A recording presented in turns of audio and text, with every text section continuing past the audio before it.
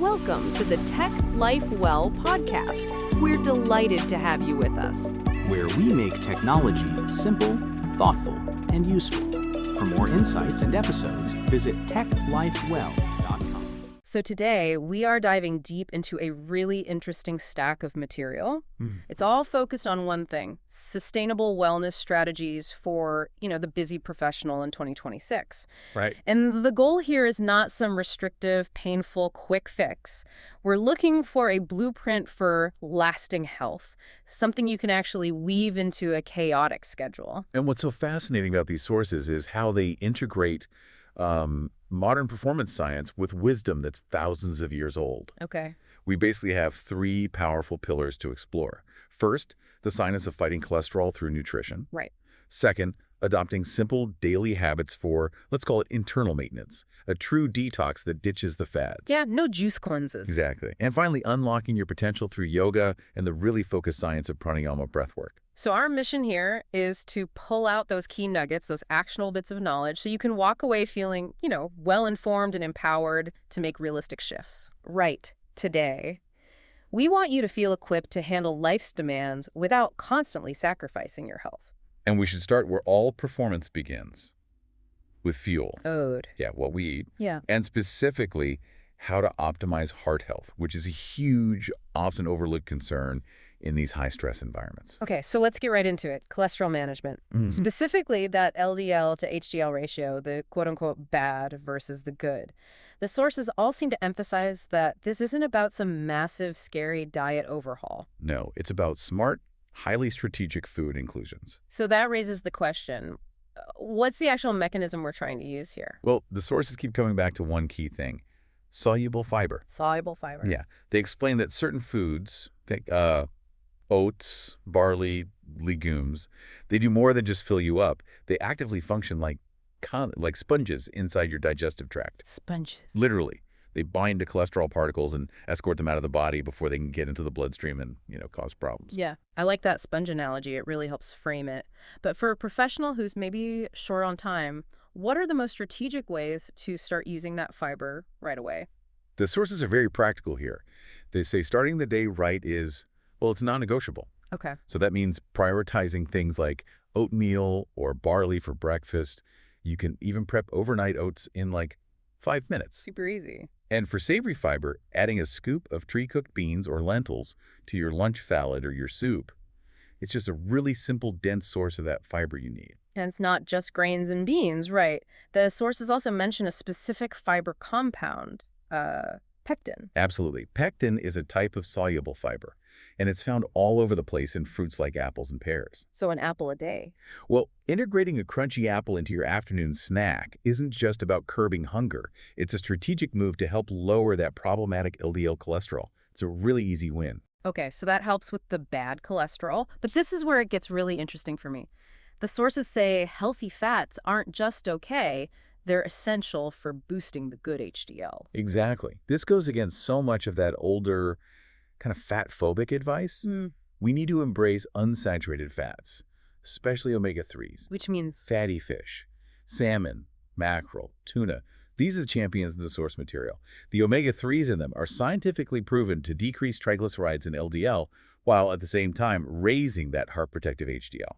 So they're not just managing cholesterol, they're improving the whole picture. The entire profile, yeah. So if I'm a professional eating out a lot, what's the most strategic swap I can make? Is it just ordering salmon instead of steak? It's both, but the subtle details matter even more. The sources really stress favoring foods with monounsaturated fats. Like what? Avocados, and critically, olive oil. You can control one thing, swap out your usual cooking oils for a high-quality olive oil. It's a heart-healthy hero that actively lowers LDL. And what about for, quick desk snacks? I'm guessing nuts and seeds. Precisely. Almonds, walnuts, chia seeds, flax seeds. They give you this potent combination of mono and polyunsaturated fats. They're portable. They're convenient. And they actually work. They do. And the sources even allow for a bit of, let's say, indulgent strategy. Oh. Moderate amounts of dark chocolate. Yeah. We're talking at least 70% cocoa can offer helpful antioxidants and potentially improve HDL. Nice. It's all about maximizing nutrition without sacrificing flavor. So we've covered how to fuel the machine, but even the best machine gets, junked up if the maintenance slips. Right. Which brings us to the second major theme, internal maintenance, and how to detox without those painful juice cleanses. Yes, we absolutely need to stop chasing those quick fix cleanses. The human body is a self-cleaning machine. It's finely tuned. So you're saying optimal health comes from supporting its natural systems? Exactly. Through consistent, non-dramatic habits. It's about sustainable routine, not a short burst of suffering. I really like that framing. Sustainable routine over short-term suffering. So what do the sources say are the non-negotiable daily habits for this? First and foremost, hydration. And the sources treat this not as just basic advice, but as a critical operational strategy. An operational strategy, interesting. Yeah. Aiming for 8 glasses a day isn't just about thirst. Even mild dehydration is a measurable drop in cognitive performance. And it slows the body's ability to flush toxins. So water is actually a productivity tool. A direct productivity tool for a busy mind, yes. What else is on that essential maintenance list? We have to talk about sleep. For busy professionals, I think cutting corners on sleep is sometimes seen as heroic, but it's completely counterproductive. Right. 7 to 8 hours of quality sleep. That's when the body does its most serious repair work, clearing out metabolic waste, recharging the nervous system. You skip this, your natural detox system fails. And I imagine running on high-stress adrenaline all day also interferes with that. It does.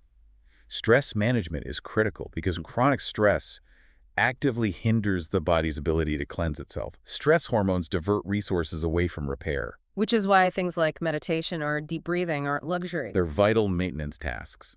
And finally, movement. Exercise is the ultimate natural detoxifier. Doesn't have to be super intense, right? Not at all.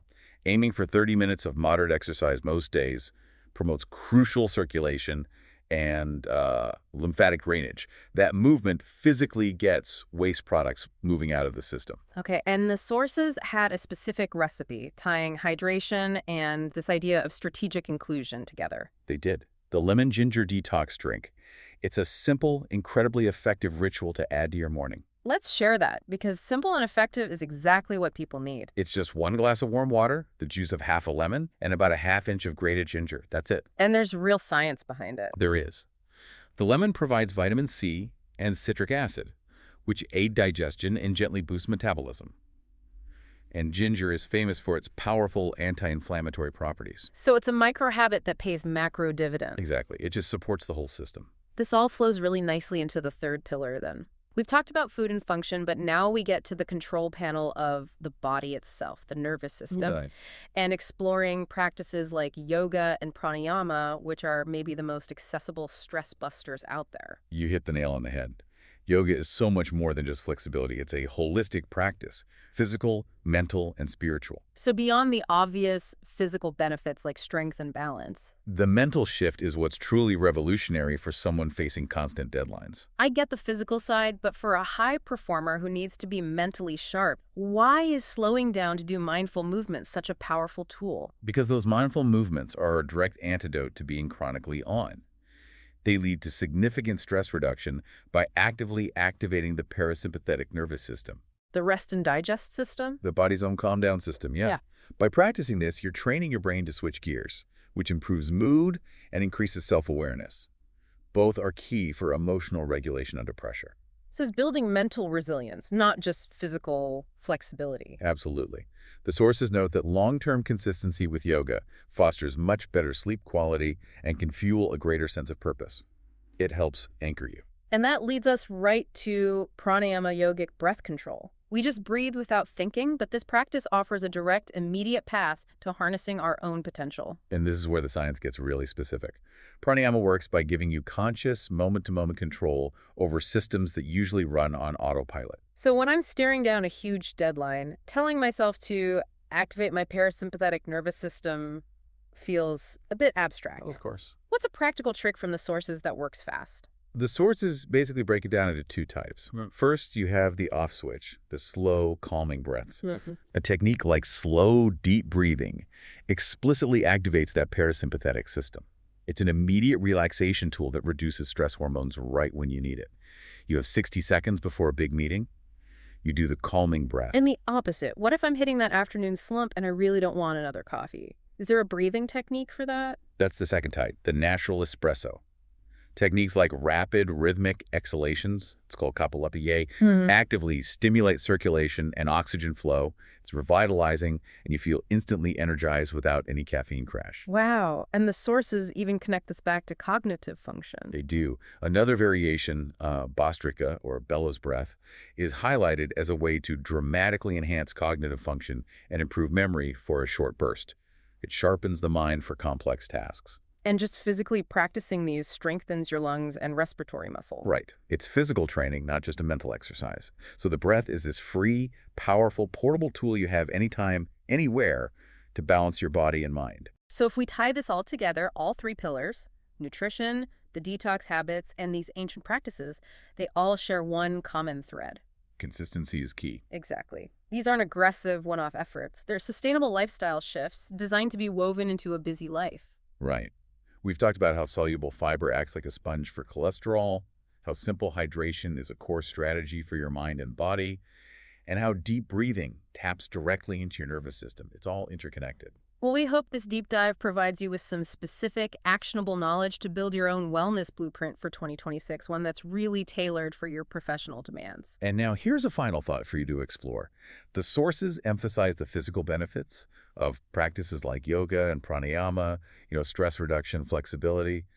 But the ultimate payoff is often the increased self-awareness they cultivate. Mhm. So the question is, if you can better understand your own reactive thoughts, your feelings, your needs through that mindful introspection, how might that foundational shift fundamentally change your approach to managing stress and making healthy choices every single day? Something powerful to mull over as you start weaving these practices into your life.